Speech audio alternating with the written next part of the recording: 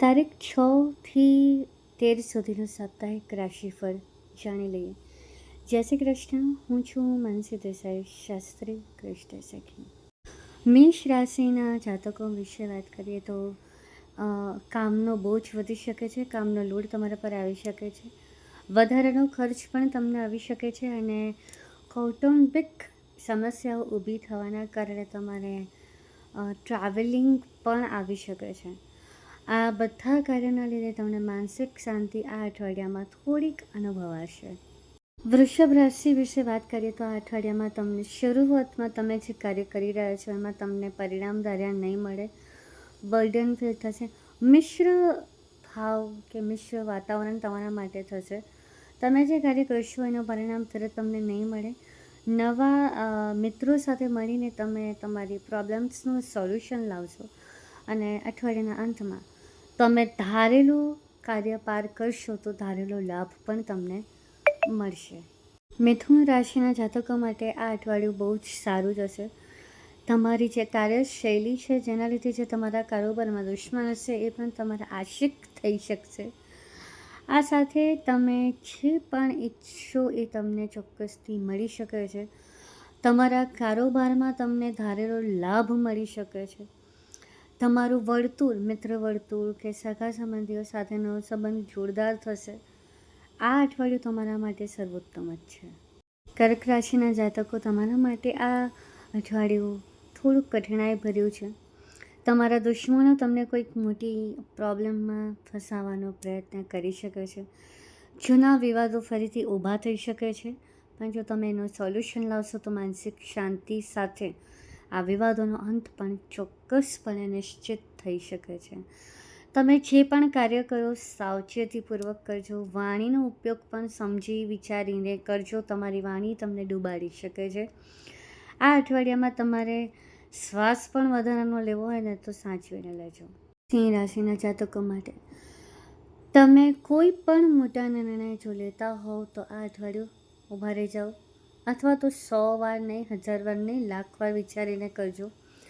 રોજિંદા કાર્યોમાં પણ તમને ટીકાનો સામનો કરવો પડશે, પણ બીજા કાર્યક્ષેત્રમાં પણ ઘરના સદસ્યો અથવા તો બીજા કોઈ દ્વારા તમને ટીકા મળી શકે છે.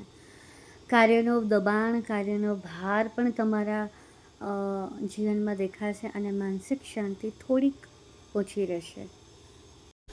કન્યા રાશિના જાતકો માટે આ અઠવાડિયું સર્વોત્તમમાં પણ સર્વોત્તમ રહેશે. ઘરમાં ધાર્મિક કાર્યો અથવા કંઈક પ્રસંગ ઉજવાય એવી સંભાવના છે. કોઈક નવા મહેમાન તમારા જીવનમાં આવી રહ્યા છે. તમે ભવિષ્ય માટે જે કંઈ પ્લાનિંગ કરશો તો એ સફળ જ થશે.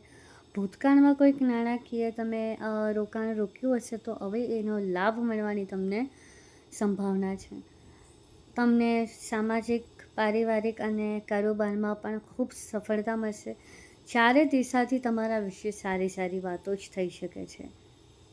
તુલા રાશિના જાતકો માટે તમારો વિચિત્ર સ્વભાવ તમને લઈ ડૂબે એવો છે, તો તમારી વાણી પર 1000% ધ્યાન આપજો. સમજી વિચારીને બોલજો, સમજી વિચારીને વર્તન કરજો. તમારું એક ખોટું વર્તન તમને ઘણું મોટું નુકસાન આપી શકે છે. તમે ભૂતકાળમાં કરેલા કાર્યોનું પરિણામ પણ તમને અહીંયા આ વર્તમાનમાં મળી શકે છે, જેની અસર ભવિષ્યમાં થઈ શકે એવી છે. જો તમે ટ્રાવેલિંગ કરવા જઈ રહ્યા હોય, કોઈક જગ્યા પર તમારે ફરવાનું કે એવું કંઈક હોય તો ડેફિનેટલી આ અઠવાડિયું તો ટાળી જ દો. વાણીને બહુ સમજી વિચારીને વાપરજો. વૃશ્ચિક રાશિ, કાર્યક્ષેત્રમાં તમારે કોઈક મોટા નિર્ણય લેવાના આવી શકે છે, જેના લીધે તમે દબાણ અનુભવશો મગજ પર. એના લીધે અશાંતિ થશે, બેચેની થશે અને અનિદ્રાની તકલીફ પણ થઈ શકે. આ સાથે તમે તમારા જે વિચારો છે એ કોઈક અનુભવી તમારા વિશ્વાસુ વ્યક્તિ સાથે શેર કરશો તો નિદાન આવશે, પણ કોઈ વિચિત્ર અથવા કોઈ ખોટા વ્યક્તિ સાથે તમે આ વસ્તુ શેર કરી તો તમારો સર્વનાશ થઈ શકે છે. આ દરમિયાન તમને જો કાર્યક્ષેત્રમાં કોઈ તકલીફ આવી તો એ કાર્યક્ષેત્રના સહકર્મચારી હોય કે તમારા પારિવારિક સદસ્યો હોય કે તમારા સામાજિક ફ્રેન્ડ સર્કલ હોય, ત્રણેય પક્ષથી તમને ફૂલ સપોર્ટ મળે એવો છે. પણ જે નિર્ણય લો એ 100 વાર વિચારીને લેજો અને શેર કરતાં 1000 વાર વિચારજો. ધન રાશિ, આ અઠવાડિયે તમે તમારા પરિવાર સાથે સર્વોત્તમમાં સર્વોત્તમ સમય વિતાવશો. ફેમિલી ટાઈમ કહેવાય, મી ટાઈમ કહેવાય તે. તમારી ધર્મપત્ની માટે કે તમારા પતિ માટે તમે મહત્ત્વનો નિર્ણય લેશો જે ખૂબ જ સરાહનીય રહેશે. તમે તમારી વાણીથી જ જે પ્રોબ્લેમ ધરાવતા હશે વ્યક્તિઓ એને મદદ કરશો અને એના લીધે તમને નામના થશે. લોકો તમને એપ્રિશિએટ કરશે. તમારી દિનચર્યામાં તમે એક સુધાર લાવશો જેની પણ સારી ટીકા થશે. આ અઠવાડિયું તમારા માટે સારું જ છે. મકર રાશિ, અનિચ્છનીય ઘટના થઈ શકે છે. કંઈક એવી ઘટના જે તમને નુકસાન અપાઈ શકે છે. અનિચ્છનીય ખર્ચો પણ થઈ શકે છે. સ્વાસ્થ્ય સાચવજો અને કોઈક એવા નિર્ણયો લેવાથી 100 વાર વિચારો બહાર જતા હોવ તો પણ અટકાવો. કોઈ પણ ઘટના બની શકે છે એવું છે. એટલે આ અઠવાડિયું તમારા માટે ખરાબ કહી શકાય એવું છે. સાવચેતી રાખવી. કુંભ રાશિ, પરિવારના સભ્યો તમારાથી નારાજ રહી શકે છે, પણ આ અઠવાડિયે તમને માન સન્માન મળી શકે એવી સંભાવના છે. આ સાથે તમારા નામનો ઉપયોગ કરીને છેતરપિંડી બીજા જોડે થઈ શકે એવું પણ બની શકે છે. તમે તમારી વાણીનો ઉપયોગ કરીને બીજા પર પ્રભાવ પાડશો. તમારો પ્રભાવ બહુ જ સ્ટ્રોંગલી બધા પર પડશે, પણ તમારો કોઈ ફાયદો પણ ઉઠાવી શકે છે. એટલે આ અઠવાડિયું થોડુંક સો છે, પણ તમે જેવું વર્તન રાખશો એનાથી તમને ફાયદો મળશે. મીન રાશિ, મહેનત કર્યા વગર તમને કશું જ મળવાનું નથી. મહેનતનું પણ ફળ કદાચ ઓછું મળી શકે એવી સંભાવના છે. કોઈ તમે સારા કાર્યમાં હશો તો તમારા જે વિરોધીઓ હશે તમને ડૂબાડવા માટે કોઈ મોટું ષડયંત્ર કાવતરું રચી શકે છે. અફવા પણ ફેલાવી શકે છે.